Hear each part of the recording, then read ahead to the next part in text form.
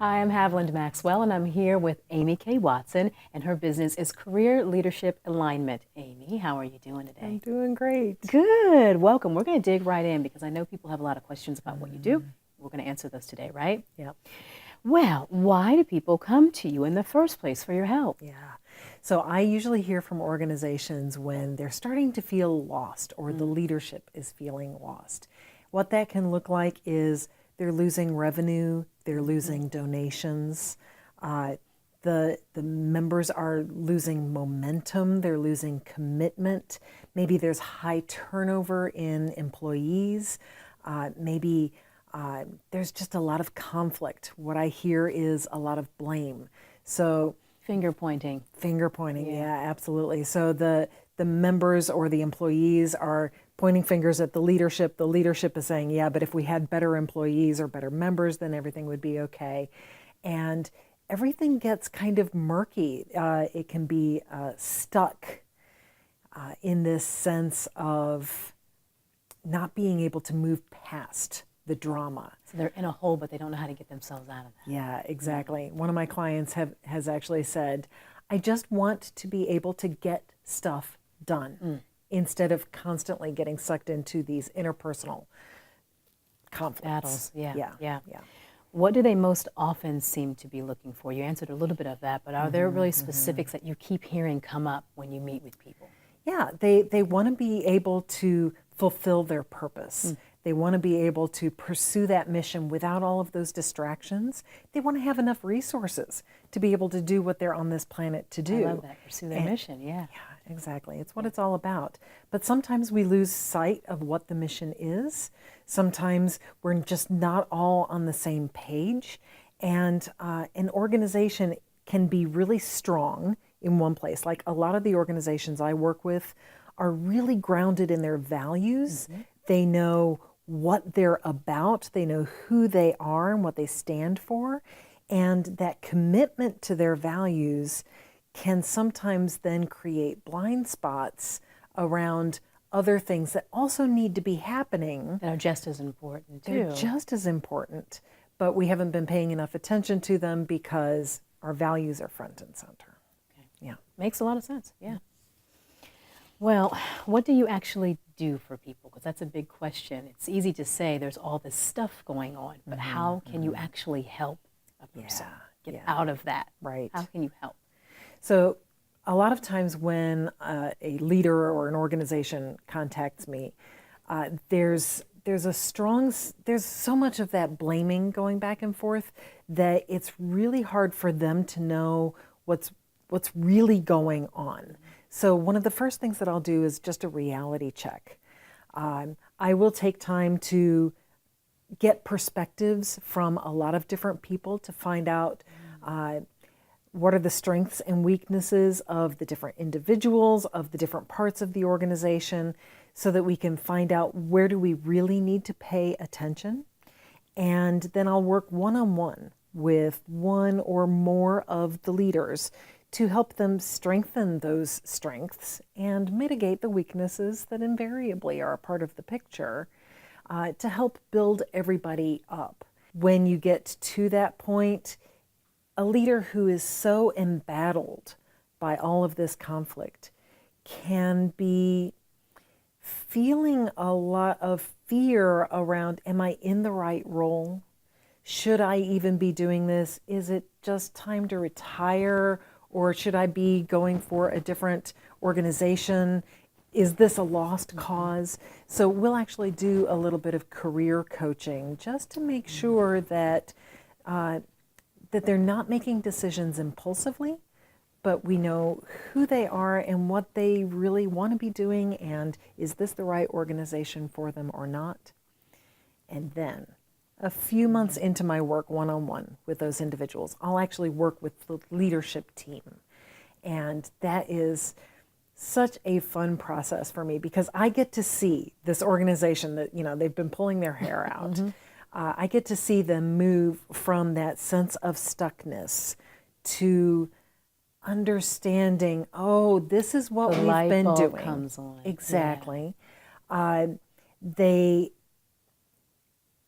work together in new ways because they understand how they've been sabotaging themselves. And we do this through like a 4-day workshop. Okay. And the 4 days shouldn't be 4 days seems like a long time. Yeah, that can be split up in a lot of different ways. Good. Okay. So it's not like you have to devote a week to it,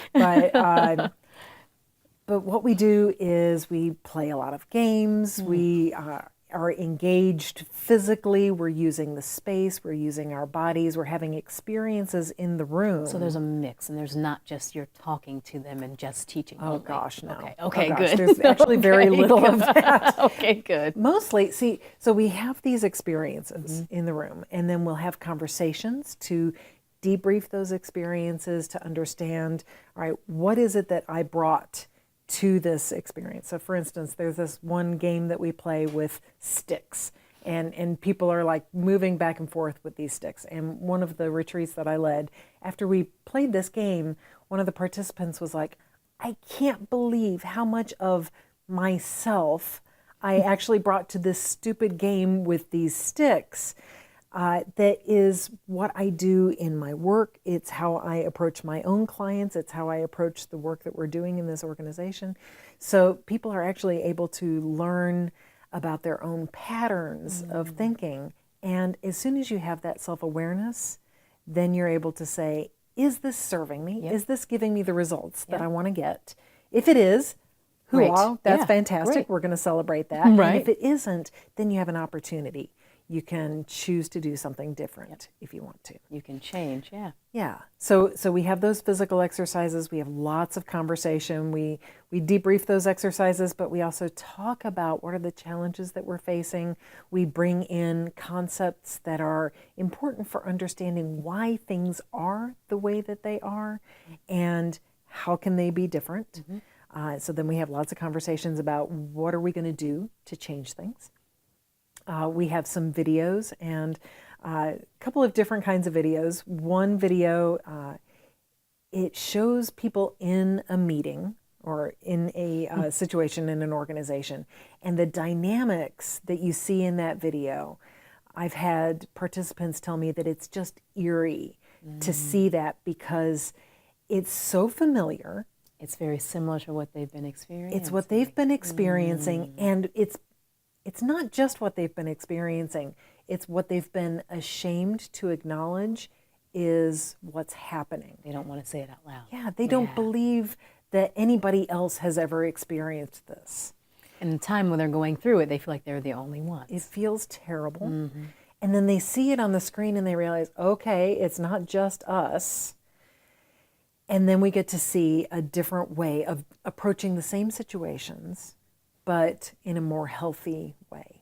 And then when you see yourself in something, you're that much more open probably to say, oh, there are other people. Yes. Then I'm not the only one. I don't feel so bad anymore. It's okay to let go of the shame. Yeah. It's easier to let go of the blame. Yeah. Because you realize, okay, it's not just this individual's fault. It's a pattern of human dynamics. It's how we do things when, we're going on autopilot, which is what we do perfectly a lot today. normal. Yeah. Well, what if it's a small organization that's never really invested in itself, and how do you handle when they have objections, or how do they justify the time? 4 days, like I said, seems like a lot away from work and away from life, and then how do you justify the expense? What do you tell people? So one thing that I know about being in a values-grounded organization is that the people who are doing that work are passionate about their mission.